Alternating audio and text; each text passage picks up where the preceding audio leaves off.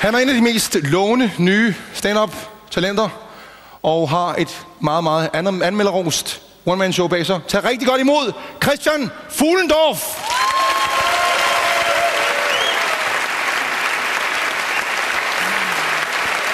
Tak skal I have. Tak skal I have. Ha! Den virker ikke? Virker den? Godt nok, cool. Tak skal I have, det er dejligt, og tak fordi jeg får lov til at komme og optræde for jer. Jeg kom ind forleden dag til min kæreste, så går jeg ind ad døren, så siger jeg til hende, jeg har været der utro. Hun går amok. Råber. Vælter en vase. Og en skål. Og sådan en af de her figurer, der rejser sig op igen. Der blev hun stående et stykke tid. Og der er det, jeg så siger, nej, jeg har smidt din ørering væk. Altid lige noget, der er slemmere, end det, jeg i virkeligheden har gjort. Og det kunne lærer godt lære noget af. Det er altid noget dårligt, når man kommer derop, ikke? De kan godt sige noget værre først. Du har fået AIDS. Hvad? Nej, pest. Her er din hånd. Det er også derfor, det er altid noget dårligt, når man kommer op til læger, ikke? Det er også derfor, jeg hader politiet. De stopper mig altid, når jeg har gjort noget forkert. Aldrig, når jeg har gjort noget rigtigt. Og jeg har brug for komplimenter. Jeg har brug for at blive stoppet af en betjent. Kør mig ind til siden og sige, ved du, hvorfor jeg stoppede dig? Nej, fordi du lavede et perfekt sving dernede. Yes, jeg troede, det var, fordi jeg havde glemt kørekort. Hvad siger du? Og så vil jeg egentlig godt sige en ting til pigerne herinde for mændene. Det er sådan en lille ting. Vi gider ikke snakke med jer.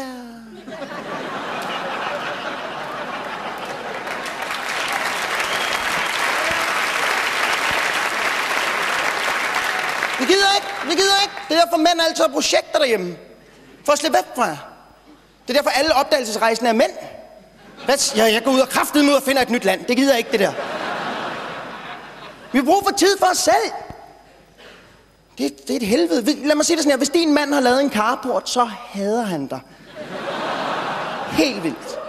Og så forstår min kæreste ikke, når hun kommer ind og råber, du laver aldrig noget. Det er fordi, jeg elsker dig.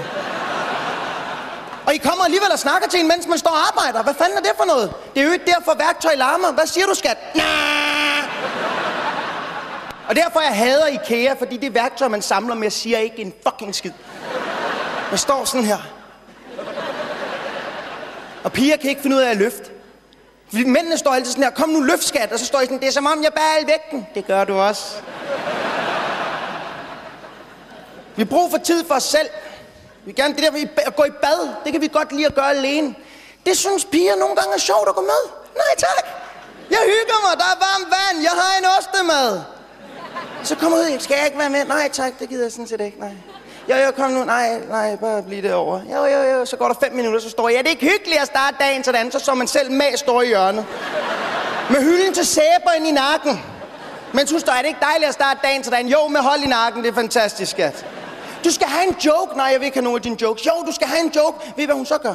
Så tager hun en babs i hver hånd med, som op under armen og siger, prøv at se, jeg ligner dig. Hold op. Men. Sådan er det at have en kæreste, der er 35. Dit bryster kan og vidt omkring. Jeg kan sidde og æde dem inde i stuen, mens hun er på arbejde. Postmanden kommer gående forbi ude foran. Hov, hvad fanden, hun er derude i dag, det må jeg nok sige. Der står en lille dreng og sipper i patten. Og det er det, der sker med jer kvinder. Det er jeres bryster, det er jo ikke sådan, de bliver længere. Der forsvinder bare noget inde i dem. Ned på jeres ben og bliver til sådan en blå tribal-tatovering. Det, der sker med mænd, det er, vi får længere klunker. Det er det. Længere klunker. Vælter ned. Dilleren bliver kortere, længere klunker. Man kigger på gamle mænd i et bad og tænker, har han glemt at tage sin ble af, eller hvad sker der? Det er et helvede. Det er virkelig, virkelig et helvede. Men det der irriterer mig allermest ved det der med kvinder, ikke? Det er, at når I er 18 år, så hernede, så er det pænt. Oh. Det var min tid. Det var fornøjelse at optræde for jer. Tusind tak skal I have.